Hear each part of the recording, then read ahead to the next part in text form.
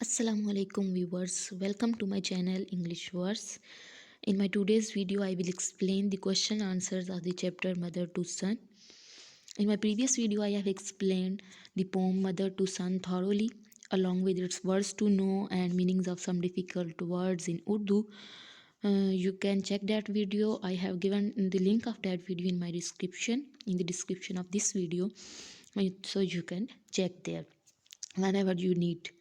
And you can subscribe my channel to get further help about this book.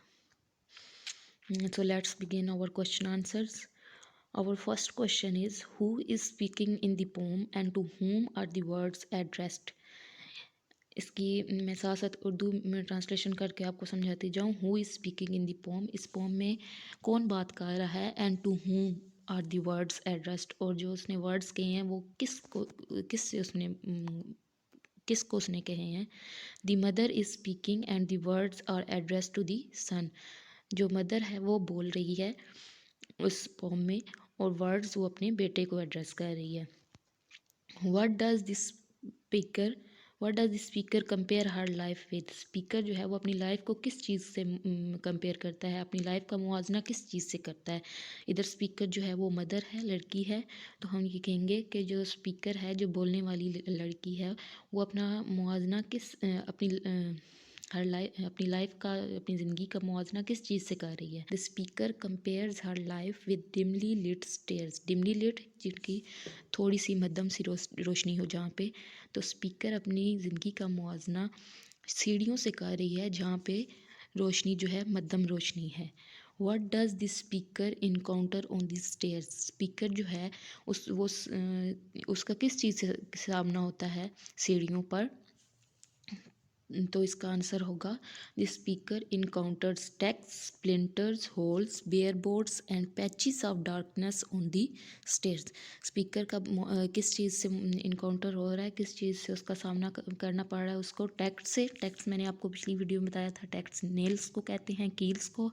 Splinters जो मैंने आपको पिछली video में बताया था, स्प्लिंटर्स जो एक मेन जो लकड़ी है उससे जो लकड़ी का कुछ छोटा सा पीस टूटा हुआ. होल्स है उसके ऊपर. बेयर बोर्ड्स हैं जिसके ऊपर कोई चीज़, कोई कारपेट वगैरह नहीं बिछी हुई, ये मैंने एक्सप्लेन किया था पोइम में. And patches of darkness on the stairs, और कहीं कहीं उसको स्टेयर्स पे डार्कनेस भी फेस करनी पड़ रही है.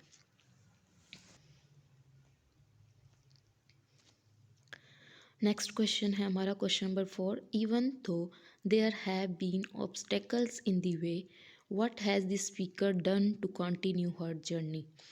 के हत्ता के जो इसकी जर्नी थी स्पीकर की, जो इसका सफ़र था, यानी जो वो स्टेयर्स पे चढ़ रही थी, उसमें उसके लिए रुकावटें थी, लेकिन फिर भी किस चीज़ ने उसको मजबूर किया कि वो अपनी जो सफ़र है, जो ज़िंदगी का, वो जारी रखे. क्या चीज़ थी जिसकी वजह से उसने वो अपनी जर्नी जो थी, अपना सफ़र जारी रखा. She has kept climbing up with courage. उसके अंदर हिम्मत थी, करेज थी, हौसला था, जिसकी वजह से वो ऊपर चढ़ती गई. ओके हमारा क्वेश्चन नंबर 5 है.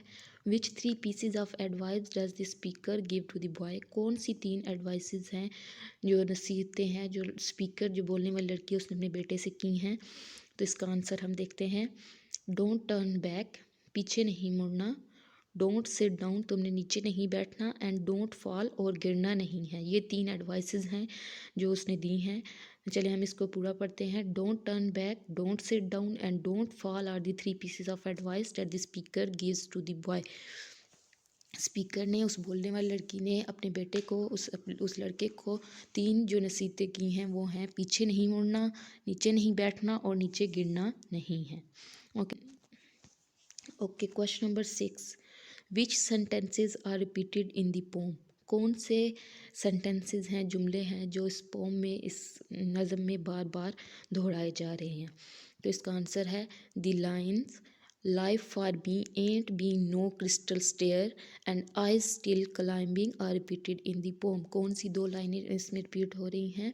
द लाइन्स, कौन सी लाइन्स हैं. Life for me ain't been no crystal stair, और एक और लाइन है एंड आई स्टिल क्लाइंबिंग. ये वाली बार बार रिपीट हो रही हैं.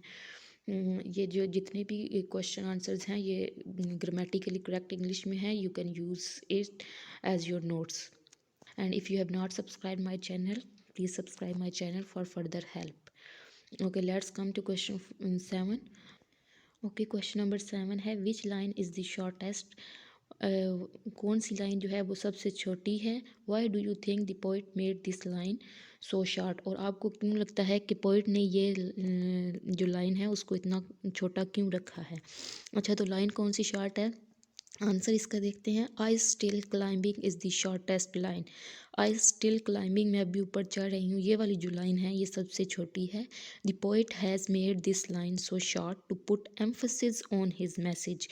पोइट ने ये लाइन इसलिए छोटी रखी है ताकि वो जो मैसेज देना चाह रहा है उस पर वो जोर डाल सके, एम्फसिस कर सके. Okay, let's come to more difficult question answers of this chapter. Before going to more difficult question, if you have not subscribed my channel, please subscribe my channel English Words. Okay, more difficult question. Our first question is what is the mother's experience of life. जो माँ का ज़िंदगी का तजर्बा क्या था, उसने क्या क्या तजर्बात किए.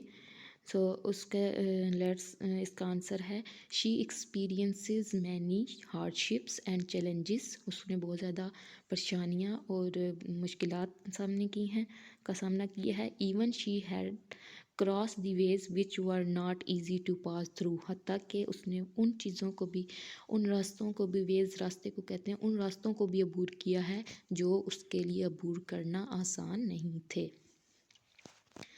ओके, डिफ़िकल्ट क्वेश्चन नंबर 2 है why do you think she is telling her son about her life in this way. आपको क्यों लगता है कि वो अपने बेटे को इस तरह अपनी ज़िंदगी के बारे में क्यों बता रही है. She is telling her son because she wants to encourage him to never give up in any circumstances. वो अपने बेटे को ये बता रही है क्योंकि वो चाहती है कि वो अपने बेटे को इनकरेज करे, उसको हौसला दे कि वो कभी भी मायूस ना हो, कभी भी गिव अप नहीं करे किसी तरह के भी सरकमस्टांसेस में, किसी भी तरह के हालात में. ओके, मोर डिफ़िकल्ट का हमारा क्वेश्चन नंबर 3 है go through the pome, find images and right what these may represent in real life. कहते हैं कि इस पोएम जो पोम है इसको आप दोबारा पढ़ें, इस नज़म को, और देखें फाइंड इमेजेस. जो इमेजेस वो जो आपके माइंड में कौन सा इमेज क्रिएट कर रहे हैं, ये कौन से वर्ड्स वगैरह और कौन सी लाइंस. राइट व्हाट दीज में रिप्रेजेंट इन रियल लाइफ. और जो रियल ज़िंदगी है उसमें ये किस चीज़ को जाहिर कर रहे हैं. Answer number 3 torn boards might represent that she had been living in a poor cottage. जो टॉर्न बोर्ड्स हैं, बोर्ड्स टूटे हुए, वो इस बात को रिप्रेजेंट कर सकते हैं कि वो जो है वो किसी रियल लाइफ में वो किसी मतलब वो पॉवर्टी का सामना कर रही है और वो एक झोंपड़ी में रह रही है. No carpet on the floor might represent lack of comfort and wealth. जो उसने पोम में यूज़ किया है कि कारपेट पे कोई फ्लोर पे कोई कारपेट नहीं है, तो वो ये रिप्रेजेंट कर रही है कि उसकी ज़िंदगी में कोई कंफर्ट नहीं है या उसके पास वेल्थ नहीं है. कंफर्ट मतलब उसे आराम नहीं है, वेल्थ उसके पास पैसे नहीं है.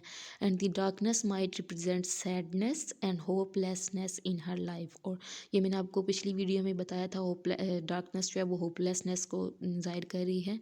And the darkness might represent the sadness and hopelessness in her life. और जो डार्कनेस है वो उसकी ज़िंदगी में जो अंधेरा है वो उसकी ज़िंदगी में सैडनेस को, गम को और नाउमीदी को जाहिर कर रही है. Okay, this is our today's video. You can use these all question answers as your notes. These are all grammatically correct and as per my knowledge. Okay viewers, thank you. आपको समझ आई होगी. अगर आपको कुछ चीज़ समझ नहीं आई, you can ask me in the comment section.